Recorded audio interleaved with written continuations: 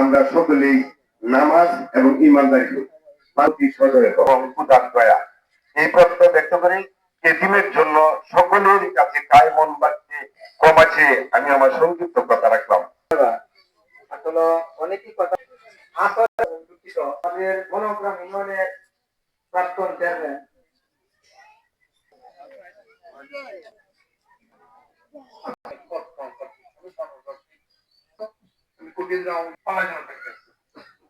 আমিন আমিন আমিন। এরপরে যে আপনাদের সামনে কথা বলবেন আমাদের ছোট্ট ইউনিয়নের প্রাক্তন চেয়ারম্যান এবিসি পোকা ভাই।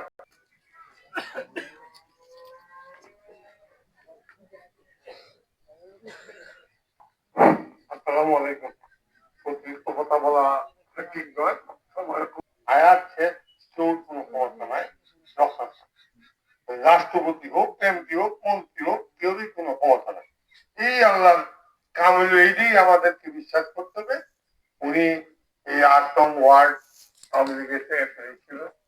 ভুলভাল কি শেষ থাকতেই পারে, আল্লাহ রাস্তায় ক্ষমতা বলে আমার কথা শুনলাম। আসসালামু আলাইকুম ওয়া রাহমাতুল্লাহি ওয়া বারাকাতুহু।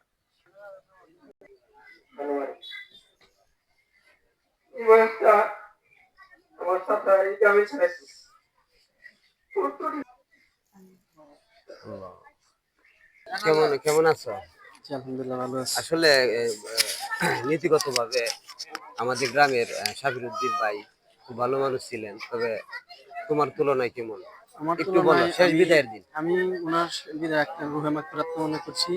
আর বিশেষ করে আমরা এই গ্রামের মধ্যে ছোটবেলা থেকে ওনাকে আমরা অনেক সম্মান শ্রদ্ধা করছি। উনি একজন বয়োবৃদ্ধ মুরব্বী হিসাবে ওনার চলাফেরা জীবন যাই যেমনই হোক না হোক, একা একা জীবনটাই সে পছন্দ করছেন, একাই রয়েছেন।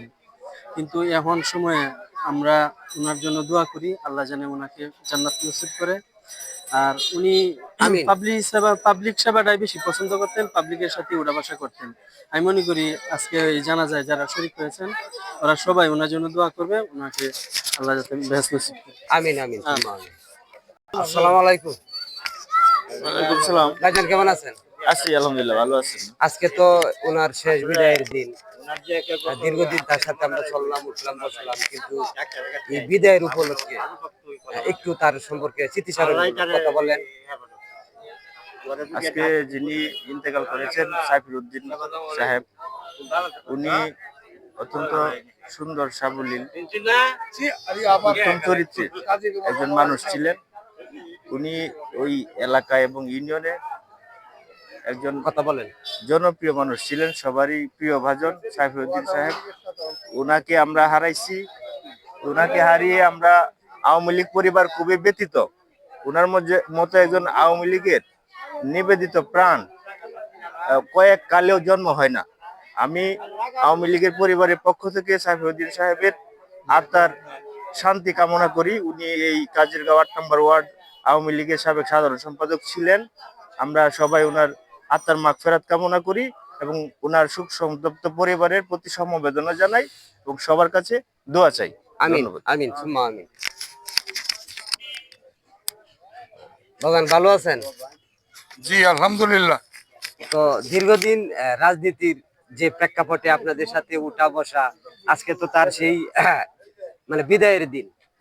আপনাদের সাথে তো অনেক স্মৃতিচারণমূলক কথা আছে, একটু যদি সেই বিদায়ের দিন আপনি প্রকাশ করতেন তাহলে আমরা সবাই একটু উপকৃত হইতাম। ধন্যবাদ মানবাধিকার প্রতিনিধি।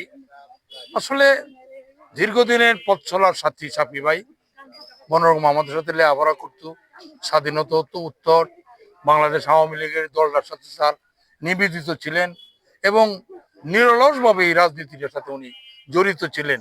তার আমি স্তুতি আজকে আসলে আমরা শুধু আওয়ামী লীগ পরিবার না, এই এলাকার মানুষ আজকে একটা সরল সোজা মানুষ। তার এই যে আচার ব্যবহার এত সুন্দর, জীবনে সে বিয়ে করে নাই, শুধু দলের পিছনে তার ছিল একমাত্র এই ভরসা। আজকে আসলে আমরা যারা আমাদের নেতৃবৃন্দরা আসছেন, এই 14 ইউনিয়ন নেতৃবৃন্দরা আসছেন, 14 ইউনিয়নের সভাপতি আসছেন, যুব নেতারা আসছেন, শ্রমিক নেতারা আসছেন, আসলে আজকে মেম্বার সাহেবরাও আছেন। আমরা সকলেই তার মৃত্যুতে আমরা শোকাহত হয়ে গেছি। আমি কটিয়াদী উপজেলা আওয়ামী লীগের সাধারণ সম্পাদক। আমার পার্শ্ববর্তী এলাকায় তার বাড়ি, তা আমি তার মৃত্যুতে আমি কটিয়াদী উপজেলা আওয়ামী লীগ পক্ষ থেকে সুখসন্ত পরিবারের প্রতি সমবেদনা জানাই। এই যে বর্তমান আজকে 16-17 মাসের এই ঝরাজীর্ণ অবস্থায় দূর সময়ও আমরা শাওই ভাইকে নিয়ে হাঁটি হাঁটি পা পা করে দলের জন্য কিছু আমরা করতে পেরেছি। তার মৃত্যুতে আজকে আমরা একা হয়ে গেলাম। এরপর আপনার